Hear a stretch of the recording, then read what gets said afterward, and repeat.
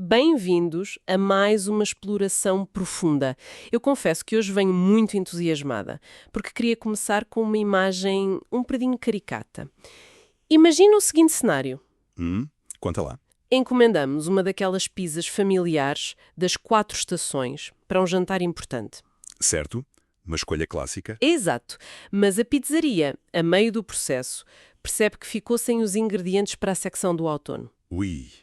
E o que é que eles fazem nessa situação dramática? Em vez de avisar, decidem simplesmente duplicar a secção do verão. Colocam 2 fatias perfeitamente idênticas lado ao lado e entregam a caixa na esperança de que, naquela pressa de comer, ninguém repare na diferença dos sabores. Ah, a tática do improviso silencioso. Estou a ver. Pois é. Agora, imaginemos uma cidade a fazer exatamente o mesmo truque de ilusionismo. E não com uma pizza, mas com um monumento clássico exposto ao público durante mais de 150 anos. Isso é que é mais difícil de esconder. Completamente. E o mais fascinante é que a tática funcionou. Hoje vamos mergulhar num espaço onde muito pouco é aquilo que parece. O nosso material de base é um artigo incrivelmente detalhado do blog histórico Porto de Antanho. Um texto de fevereiro de 2025. Muito bom, por sinal. Sim, focadíssimo num dos locais mais emblemáticos da cidade, os famosos Jardins do Palácio de Cristal. Essa tua analogia da Pisa capta na perfeição o espírito deste espaço. Quando a maior parte das pessoas entra num jardim urbano histórico desta envergadura, assume logo que está a caminhar por uma paisagem natural perfeitamente planeada. Claro, há uma expectativa de coerência, não é? Exatamente. Assumimos que cada árvore, cada estátua e cada lago nasceram para ali estar, mas os documentos e os registros fotográficos que estamos a analisar forçam-nos a olhar para este parque de outra forma. Não com os olhos de quem procura uma sombra para descansar. Nem mais.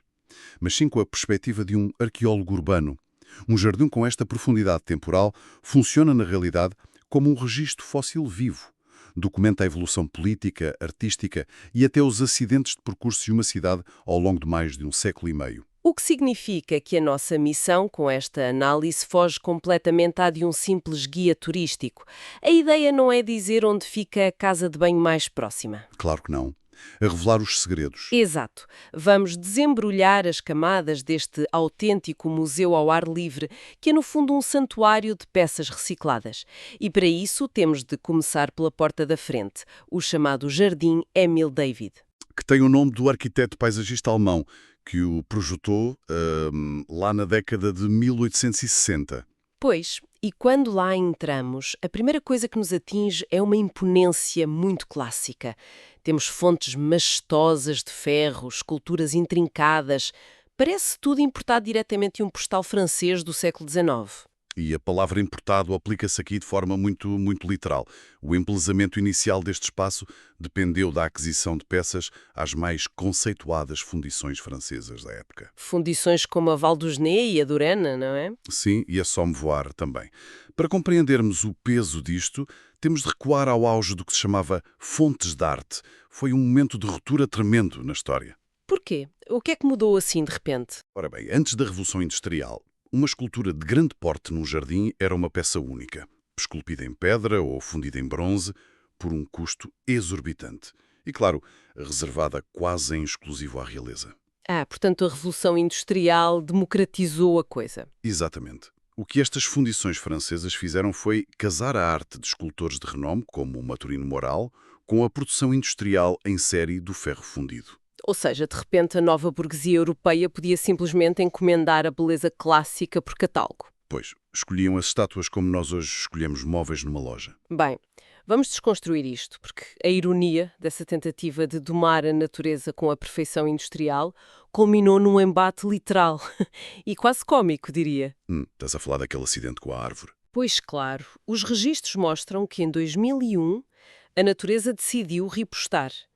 Uma árvore gigantesca, uma araucária, tombou do nada e esmagou a taça de uma dessas majestosas fontes francesas.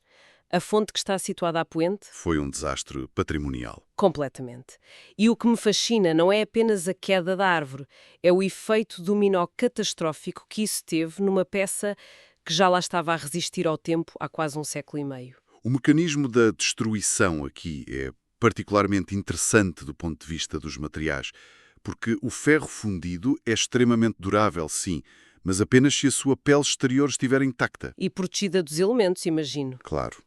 A última manutenção que a fonte tinha recebido datava de 1994 e tinha sido puramente cosmética, uma decapagem e tinta nova, pronto. Só para ficar bonita nas fotografias. Pois.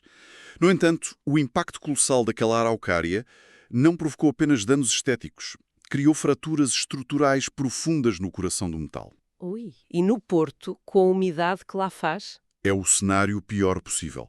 Quando o ferro fundido fratura, expõe a sua estrutura interna, que é muito porosa. A umidade do Porto infiltrou-se nessas microfissuras. A ferrugem expandiu-se de dentro para fora, de uma forma brutal. Uma corrosão silenciosa a destruir a arte francesa por dentro. Literalmente. O estrago foi tão estrutural que forçou uma intervenção de restauro cirúrgica. Um autêntico quebra-cabeças metalúrgico. Para teres uma ideia, só conheceu sua primeira fase de conclusão entre 2016 e 2017. Mais de 15 anos de restauro. Portanto, temos o triunfo da indústria oitocentista a ser literalmente esmagado pelo peso do ecossistema local. Mas vamos voltar àquela analogia da Pisa com que começamos. A falha nas 4 estações. Exato, porque é no Jardim Emílio David que se esconde uma das maiores imposturas patrimoniais do parque. Existe lá aquele conjunto de esculturas que deveria representar as 4 estações, claramente inspirada na composição musical do Vivaldi. A lógica seria ter a primavera, o verão, o outono e o inverno. Claro, faz todo o sentido. Só que há um erro de casting fenomenal à vista de toda a gente. O que é fascinante aqui é como uma falha, que possivelmente foi orçamental ou de pura logística, se cristalizou na paisagem, sem que ninguém a questionasse durante décadas. É um absurdo. O que é que dizem os catálogos originais sobre isto? Ora bem, se consultarmos os catálogos da Fundição Valdosne, a alegoria do outono deveria ser representada pela figura de um jovem.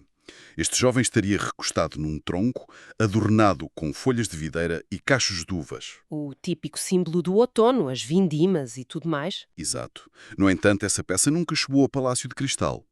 Para tapar o buraco, a solução que encontraram foi exibir 2 estátuas a representar o verão. A tal Pisa com 2 fatias iguais. E como é que disfarçaram isso? Bem, temos uma figura feminina cujas características apontam para a fundição do Rene, a simbolizar o verão. E depois colocaram um jovem recostado num feixe de espigas, a desempenhar o papel de outono. Sendo que esse feixe de espigas é o atributo incontornável do verão na iconografia da Valdosne. O tal feixe de espigas a disfarçar de cacho de uvas. É de gênio. Alguém no século XIX olhou para a encomenda incompleta e pensou: olha, mete ali a outra estátua do verão que a malta não repara. E a verdade é que resultou. A imponência do espaço vende a ilusão. Pois vende, porque se está num pedestal, num jardim histórico, o nosso cérebro assume imediatamente que está correto. Quem somos nós para questionar o século XIX? A solenidade gera, de facto, uma espécie de cegueira perante a incongruência. E essa capacidade do parque para ocultar as suas próprias falhas narrativas leva-nos a um ponto ainda mais profundo sobre os materiais de construção que lá estão. Estás a falar da pedra, do granito. Sim, se o jardim formal é feito de importações francesas com identidades trocadas, as estruturas de granito têm uma origem muito mais sombria e local. O Palácio de Cristal funciona, em grande medida, como um asilo para a arquitetura demolida. Uau, isso muda tudo. Se antes falávamos de arte comprada por catálogo nova em folha, agora estamos a falar de reciclar os restos mortais de outras zonas da cidade do Porto. É um reaproveitamento urbano que parece quase um pedido de desculpas. É mesmo. De acordo com o artigo, o parque está armadilhado com pedras que fugiram a um apagamento histórico. E há exemplos muito concretos disto. O conceito de apagamento é a chave aqui. O desenvolvimento urbano exige espaço, não é? E no século XIX, inícios do século XX, esse espaço era conquistado à força bruta. Sem contemplações. Conta lá o caso da fonte da Praça Nova. O exemplo mais gritante no parque é mesmo a Fonte da Natividade. Os habitantes conheciam-na como a Fonte da Arca. Esta estrutura não caiu de velha. Em 1832, durante as Guerras Liberais, o Dom Pedro IV entra no Porto e apercebe-se de que precisa de alargar a praça, por razões de táticas militares e de circulação. E a fonte estava no meio do caminho. Pois estava. Então ele ordenou a destruição pura e simples da fonte. As peças começaram a saltitar de local em local ao longo dos anos, até que o espaldar e o brasão originais encontraram um refúgio permanente e muito tranquilo no meio do atual reseral. Mas, espera lá, isto levanta uma questão essencial sobre como pensamos o planeamento urbano. Terá sido uma curadoria intencional? Tipo, uma preservação visionária do património? Ou será que foi outra coisa? Sim, pergunto-me se o parque era simplesmente um sótão gigante, verde e agradável, onde a Câmara atirava o entulho decorativo que não sabia onde colocar. É uma excelente provocação. E a resposta é que, na história da evolução das cidades europeias, a fronteira entre preservação patrimonial e depósito de entulho é muito ténue. É muitas vezes só uma questão de contexto e de tempo. Portanto, iam guardando e viam depois o que fazer com aquilo. As cidades são organismos em constante canibalização de si próprias. O caso das janelas da antiga Câmara Municipal é o reflexo perfeito dessa dualidade. As varandas? Isso é uma história incrível. O velho edifício dos Passos do Conselho ficava na Praça da Liberdade e foi impiedosamente demolido em 1916, 1916. E porquê demoli-lo? porque o Porto precisava de projetar uma imagem de metrópole moderna e arejada, e isso exigia abrir a monumental Avenida dos Aliados. A velha Câmara era vista como um obstáculo ao progresso. Claro, o velho a dar lugar ao novo. Mas destruir totalmente a memória granítica gera uma certa culpa coletiva. Então o que é que fizeram? Arrancaram as varandas e as janelas ornamentadas da Câmara demolida e instalaram-nas no parque. Precisamente a decorar a zona de Roseiral. É de uma poesia urbana brutal. Varandas que antes supervisionavam revoluções políticas, manifestações, a vida cívica e agora apenas assistem ao cair das pétalas das rosas. É uma aposentação bastante pacífica. E o mesmo acontece com aquela pérgola romântica que é super procurada para fotografias. Sabes de onde vêm aquelas colunas? Li que são de um convento, não é? Sim, foram resgatadas de um pequeno claustro extinto do convento de Santa Clara. O parque é de facto um cemitério onde as pedras renascem com novas funções. Mas se o granito foi atirado para ali pelo acaso das demolições, as coisas ganham outro nível de complexidade quando reparamos na vegetação.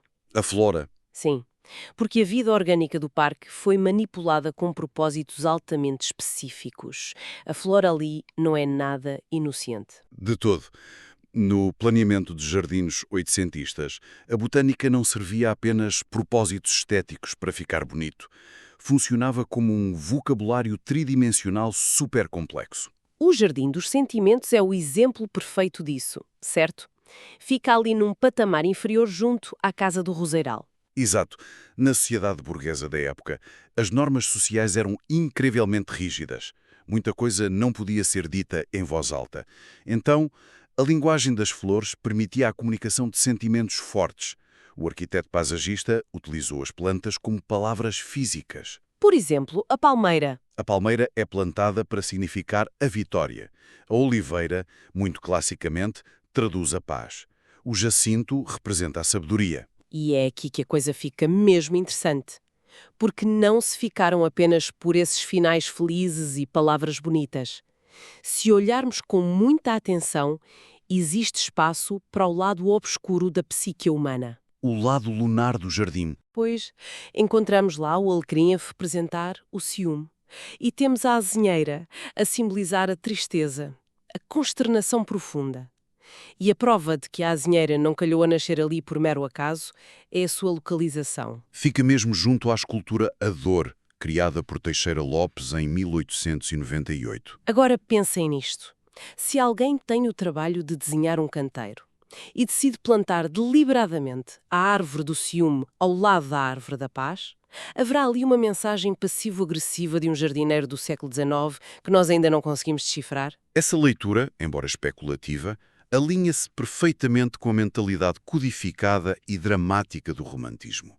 O espaço obriga a uma decifração constante. E não é só nos sentimentos humanos que a flora fala. Fala de mais alguma coisa. A botânica mapeia inclusive a história económica e política. O artigo aponta para a presença da majestosa ginkgo biloba. É uma árvore milenar de origem asiática que, no Brasil, ganhou o curioso apelido de Árvore dos 40 Escudos. 40 escudos, giro. Mas a vegetação também se cruza com o luto pesado quando chegamos à Capela de Carlos Alberto, erguida em 1861. Sim, esse é um ponto de viragem emocional no parque. Espera, só para dar contexto a quem nos ouve. Estamos a falar do rei da Sardenha, que viveu exilado no Porto e morreu na Quinta da Macieira em 1849, certo? Esse mesmo. Carlos Alberto da Sardenha. A minha questão é, como é que um monumento fúnebre da realeza europeia vai parar ao meio de árvores exóticas e canteiros românticos para passear? É uma mudança de tom drástica. E foi intencional. A capela foi mandada construir pela irmã do rei como uma homenagem direta ao seu exílio e morte na cidade. E a sua presença no parque muda de facto a gravidade do espaço. Não é só um passeio de domingo. Traz um peso diferente, não é? Sim. A arquitetura neoclássica da pequena capela, rodeada pela vegetação densa, cria um núcleo de luto real em pleno jardim público. Funciona como um lembrete físico de que o Porto oitocentista era um porto de abrigo para a realeza deposta. Uma cidade periférica, mas intimamente ligada aos grandes dramas do poder europeu. Exatamente. Mas é curioso que essa aura de melancolia aristocrática e quietude não durou para sempre. De todo. Pois não. Se avançarmos um pouco na cronologia dos equipamentos do parque, percebemos que o espaço sofreu uma mutação quase violenta. Passou do silêncio ao ruído. Sim. De um refúgio para o luto real e a contemplação da natureza, passou para o epicentro do entretenimento ruidoso e do caos popular. A evolução sociológica do parque é fascinante por causa disso. Nos seus primórdios, não era um local de acesso livre.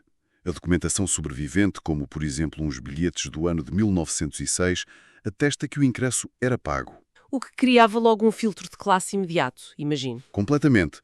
Quem não tinha dinheiro não entrava. No entanto, o interior do parque gerou rapidamente o seu próprio ecossistema económico orgânico. As feiras e tudo isso. Sim, multiplicaram-se os vendedores ambulantes, montaram-se barracas de comes e bebes para servir quem visitava.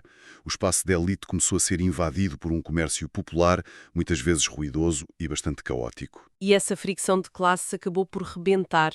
O artigo menciona que em 1931 houve uma expulsão em massa desses vendedores ambulantes. Uma limpeza social do espaço. Pois a Câmara decidiu que as barracas cheias de gente a vender coisas não condiziam com o verniz de sofisticação que queriam manter para o palácio. E a reação pública? Foi enorme. O episódio foi tão caricato e gerou tanta celeuma que mereceu ser o alvo de sátira na capa do jornal humorístico O Pirulito. Ah, o pirulito. Muito bom. Mas isso é apenas uma fração de tudo o que desapareceu dali ao longo do tempo. Havia um mini zoo a funcionar a certa altura no meio dos bosques. Com animais exóticos e tudo? Sim, havia toda uma feira popular a funcionar lá. Um ambiente tão denso e característico que até serviu de cenário para a ação do romance Mistérios do Porto, do Gervásio Lobato.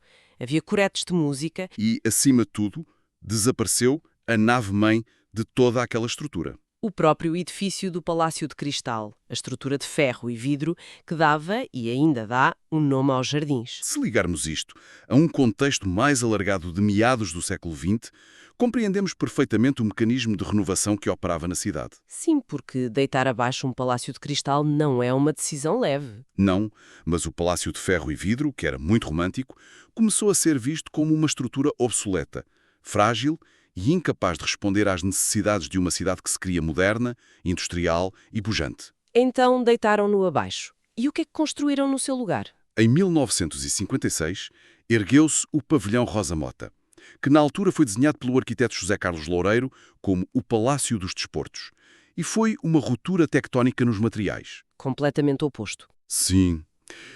A leveza translúcida do vidro do século XIX foi substituída pela força bruta e monumental do betão armado. Resultando naquela imponente calote semisférica gigante. Pois é. Uma nave central que atinge os 30 metros de altura. O porto estava, no fundo, a afirmar sua pujança através da engenharia pesada de meados do século. É quase uma agressão estética o conceito inicial. De rendilhados de ferro, passamos para um capacete de betão gigante ali plantado. E a história desse pavilhão não estagnou nos anos 50. Não, sofreu grandes transformações muito recentemente. Exato. Como o artigo do blog sublinha, entre 2010 e 2019, o edifício sofreu uma reabilitação massiva. Rasgaram o interior todo para o adaptar ao século XXI. Colocaram aquelas bancadas amovíveis, moderníssimas, não foi? Sim, e instalaram um sistema de controle de luz natural que altera completamente a acústica e a experiência visual do espaço. E agora têm capacidade para enfiar lá dentro quase 9.000 pessoas num único evento ou espetáculo. Essa intervenção recente prova que a sobrevivência do edifício histórico depende da sua elasticidade funcional. O pavilhão manteve a sua carapaça histórica dos anos 50, preservando a silhueta a que a cidade já se habituou, mas transformou os seus órgãos internos. Para dominar o circuito ibérico de grandes eventos desportivos e culturais. Exatamente. A recusa em ser apenas uma relíquia poeirenta é o que o mantém vivo hoje em dia. Então, o que é que isto tudo significa quando olhamos para a totalidade do mapa do Palácio de Cristal? A melhor metáfora para entender estes jardins é pensar neles como uma cobra que passou o último século e meio a mudar repetidamente de pele. É uma ótima imagem visual. O parque foi descartando partes de si próprio. Descamou o frágil palácio de vidro, engoliu o caos do antigo zoo, expurgou os vendedores de pipocas dos seus portões e gerou uma nova e robusta escama de betão no centro para sobreviver à modernidade. Verdade. Mas sem apagar tudo o resto. É esse o golpe de mestre. O ADN antigo manteve-se alojado nas margens. As fontes francesas, os pedaços de igrejas e câmaras demolidas, os carvalhos e as magnólias, eles continuam a rodear o pavilhão, a proteger silenciosamente as memórias de todas as peles que ficaram pelo caminho. É um excelente sumário dessa dicotomia. E o maior valor de mergulharmos em pesquisas aprofundadas como as do blog Porto de Antanho é que adquirimos a capacidade de ler a paisagem invisível. Ler a cidade em vez de apenas passear por ela. Exato. Quando compreendemos a mecânica por trás das decisões urbanas, o porquê de uma fonte ter sido estilhaçada pelo progresso, ou como a botânica servia para esconder mensagens amorosas ou ressentidas, a beleza superficial das flores passa a ser apenas a capa do livro. Porque as páginas contam uma história muito mais acidentada. Um simples balcão de granito isolado na relva contém o peso de revoluções e de modernizações forçadas. É a história do país concentrada num metro quadrado de pedra. A pacatez do jardim é, no fundo, uma obra de teatro montada com os escombros da cidade. Mas antes de fecharmos os cadernos por hoje, sei que tu detectaste um detalhe escondido lá no fundo dos arquivos que deixa uma pulga enorme atrás da orelha. É verdade. E é um daqueles factos que nos faz olhar literalmente para o chão que pisamos e pensar duas vezes. O que é que descobriste que ainda não abordamos? Nos registros analisados, existe a menção a um projeto desenhado pelo arquiteto Francisco da Mota Coelho, lá no ano de 1941. O grande objetivo dele era restituir um magnífico arco cruzeiro de estilo bizantino do século XVII. Um arco do século XVII? E de onde vinha isso? Em tempos pertencera à capela de Santo António do Penedo. Tratava-se de um trabalho de montagem rigoroso, que obviamente precisava dos pedaços de cantaria originais para ser concluído. Qual foi o obstáculo então? O dinheiro? Não. O problema foi outro. Onde é que estavam as pesadas colunas e as aduelas essenciais para erguer a estrutura? Estavam espalhadas, desorganizadas e completamente perdidas pelo próprio recinto do Palácio de Cristal. A sério? Mas não os conseguiram reunir? Não. O projeto acabou por nunca sair do papel, devido à absoluta possibilidade de localizar e reunir as pedras no meio de tanta vegetação e reestruturações. Deixa-me adivinhar a conclusão trágica e lógica disto. As pedras nunca saíram de lá? Precisamente. Nunca foram retiradas. E isso levanta uma questão fascinante sobre o que consideramos património perdido. Quantas outras maravilhas invisíveis, quebras de altares demolidos, esculturas cujas referências se perderam no tempo, estarão lá, neste exato momento, espalhadas pelo chão, meio enterradas nos taludes, escondidas debaixo do musgo e das raízes dos sobreiros do parque, apenas à espera que um olhar mais atento repare na sua geometria. Uau! É um pensamento que altera por completo a gravidade do espaço onde passeamos ao domingo. Aquele solo está recheado de fantasmas de granito. Literalmente sob os nossos pés. No final de contas, o raio-x destas paisagens revela um esqueleto cheio de segredos. E quando andamos pelos parques e praças das nossas cidades, é inevitável pensar que aquela pedra tosca coberta de era, onde por vezes paramos para atar os sapatos, pode não ser apenas um pedaço de rocha qualquer. Pode ter uma linhagem muito nobre. Pode ser a chave de abóbada de uma capela esquecida, ou a cornija de um edifício onde se decidiram os destinos do país. A história tem a incrível capacidade de se camuflar mesmo debaixo dos nossos narizes. E cabe-nos a nós prestar atenção. Sem dúvida. Obrigada a quem nos acompanhou nesta análise profunda. Que a curiosidade se mantenha sempre alerta para continuar a descodificar as camadas invisíveis das nossas cidades. Até à próxima.